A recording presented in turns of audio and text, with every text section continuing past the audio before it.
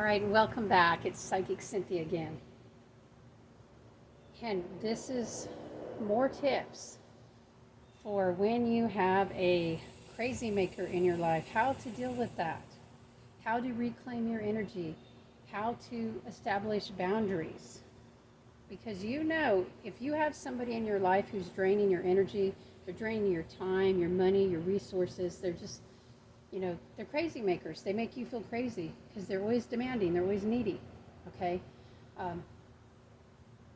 And probably you love them or at least care about them because you are a big-hearted person. That's who they latch on to. Big-hearted people who don't have their boundaries fortified enough.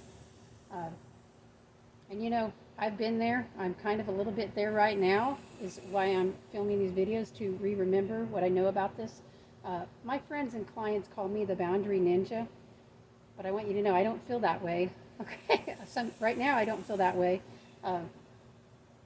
But yes, sometimes we have to go back in and refortify our boundaries.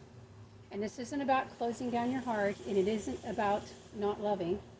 What it is about is cherishing and protecting your own beautiful energy field enough so that you can love more healthily, so that you can love in a bigger way, right? Because the thing about the crazy makers and the energy drainers and the vampires, they will come in and take over your life and suck as much of your energy as you can, and they leave you no energy for loving anyone else, including yourself. So really, if you want to be a giver, if you want to, serve humanity or just be a loving, kind person, you have to have some protection,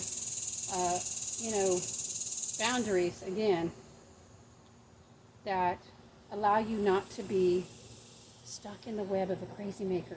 Actually what we're talking about is disentangling too. So I've already shared some things in different videos, but I do think, just to review, in case you didn't catch those, really what we have to do is reclaim our energy. You have to get control of your energy field again, because the crazy maker has control of it if you're in this situation. So, getting these boundaries back up starts with reclaiming control of your energy field, which it's reclaiming your power. It's empowering you to make decisions again about your energy, which energy follows attention. It follows consciousness.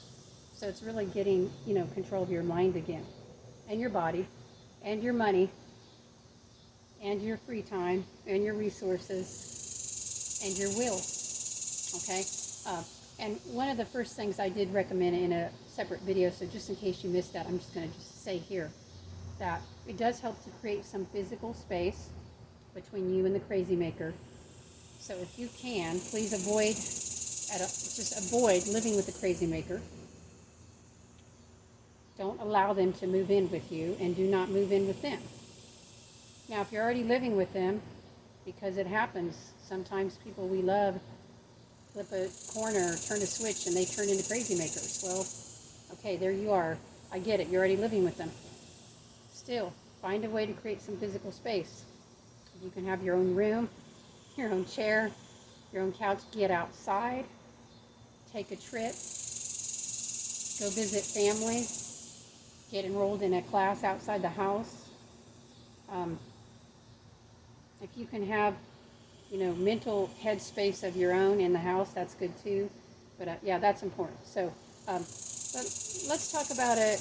Basically, the first steps to reclaiming your energy from a crazy maker, a psychic vampire, a boundary invader, a energy drainer. You have to get control of your energy field again. You have to refocus your energy. And even before that, you may need to take out the garbage. And taking out the garbage is not a one-time thing. If you are ensconced with a crazy maker, you're going to have to do this at least for a while, quite often. What do I mean by that? Well, we're talking about energy clearing. We're talking about psychic purification. Uh, because crazy makers, energy drainers, and so on, often have spirit attachments. Have you noticed that? I mean, have you ever thought about this person in your life that they're not in their right mind and they're not acting right, and sometimes they don't act like how you used to know them to be, or maybe they don't act like a normal person? And listen, I know there's a lot of variance in normal, but you just think, wow, how do they do these things, and how did they ask this of me? And it just seems off. And that's because usually they have attachments. Now, they may have a mental illness too, and they may have this or that. And sure, they have a lot of problems. They always do. Yeah, there's usually attachments. So you can attempt to clear the attachments from them. That's not always easy to do, because a lot of times they're connected to their attachments. They want the attachments. So you can try that if you want. But what I'm going to focus on here, because, I don't know, then we get into free will and all that. Frankly, I think it's fine to attempt to clear attachments from somebody with or without their permission. If they don't want to let their attachments go, they simply won't. I mean, the worst you can do is nothing happens. The best that could happen is they could let go of their attachments. But what is even more important for you is to clear the attachments that you now have from getting entangled with this person who has attachments, because they're attaching to you. And it may be that the spirits attached to them are also attaching a little bit to you as well. Probably is. Yeah, did you know that? You can be a big-hearted, loving, high-vibration person, but if you choose to get ensconced, or maybe you just accidentally find yourself entangled with somebody with all these spirit attachments, that now they can access your energy field. And probably, if you're of a higher vibration, what I mean by that? Okay, probably, actually, let's lay it out here. If you have good old common sense, if you're a loving person, you know, you're living your life, you're doing the best you can, probably it's not going to be easy for these attachments to take you over. So you have natural resistance, is what I'm saying. So it's not like you're possessed, okay? Now, the person you're dealing with who's draining you might be a little, I don't know, because I don't know them. There is a difference, hear me, there is a difference between spirit attachment and possession, in my opinion. I think we would just basically say it's a difference of degree and how much willpower the person still has left. And maybe even how much consent is involved. There has to be consent for an attachment, or an opening at least, for an attachment to form. Now, you may be saying, Cynthia, I didn't want to get these spirit attachments. I didn't consent. Well, you consent when you let someone into your inner circle who has those spirit attachments. And if you don't want to consent to that, well, you got to do some clearing, okay? Or get that person out of your life, or both. So I recommend clearing yourself for spirit attachments. And there's a lot of ways you can do that, but let's not overly complicate it. I prefer to simply call upon my guides in meditation and my angels and ask them to clear it, and then I visualize a cone of light spinning counterclockwise, and you can make it much bigger than what I'm showing here, okay? You can make it giant if you want. It really doesn't have to be. And frankly, you don't even have to visualize the light. Just call upon your angels and guides and feel them. Well, you have to ask them. You have to give permission to your angels and guides. Ask them, say, hey, could you please clear any spirit attachments that I may have? And then just breathe deeply and let them do the work. And you'll feel it. You can add power to their work by doing the visualization I'm describing of spinning the light with your mind. And you can even use your hands while you're doing it, like I'm doing here.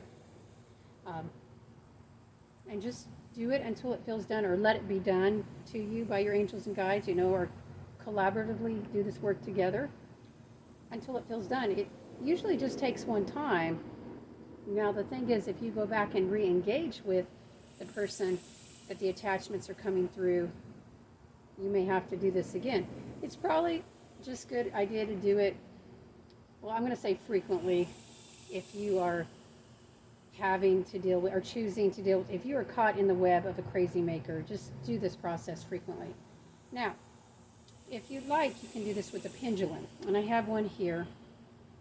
Fortunately, I dropped my pendulum earlier, and it dropped a little bit of its point, but I think it still works. So, you'd still need to call upon your guides, okay? I mean, we can do it now. Let's just call upon your guides. Let's take a minute. I'm calling upon mine, and I'm also calling upon yours for you. I'm not asking angels and guides. I'm giving permission. We are giving permission. We are willing to be cleared of any negative entities, any spirit attachments that we may have, whether this is from the crazy makers in our life or from something else, from some other opening we had that allowed these energies in. We're willing. We ask that we be cleared of all spirit attachments, negative entities, any negative entanglements now. We ask this, clear us. And I'm just going to let this spin, and it's going to spin pretty fast for a little while. If you've done any pendulum work, you probably know how this goes. And I'm visualizing the light. I can't really do my hand gestures as much with this. Maybe I'll do it like this. I do believe that when we use our consciousness and our bodies together, it really helps. It's starting to slow down, so we're getting clear. You're getting clear. Ooh. All right, there we go. So we're clear for now, okay? And that is all it has to be. Now, if you don't believe that's all it has to be, then I guess you can go back 3 or 4 times and do it, but I don't know about you, I feel better, okay? So, of course, I already did it the other way, with my mind and my consciousness, but this time I was doing it for all of us. So, yeah. So, clear your energy field of attachments first, because how are you going to get back control of your energy field? How are you going to reclaim your power to make boundaries if you don't get rid of the attachments? And listen, if you start to feel a little bit off as you go throughout the day, especially if you're thinking about or dealing with the crazy maker, which it's best not to. I mean, I hate to even mention that person in your life that's, sapping from you right now, because, but we have to, just for these videos. So that's another lesson, okay? If you start to feeling a little bit off, just clear your energy. Clear your energy of not just attachments or negative spirit energy, clear it of negativity, okay? You don't have to know what it is or how it came in, just do that. So that is after you have created some physical space, this is the next step. All right, well, I hope you found that helpful.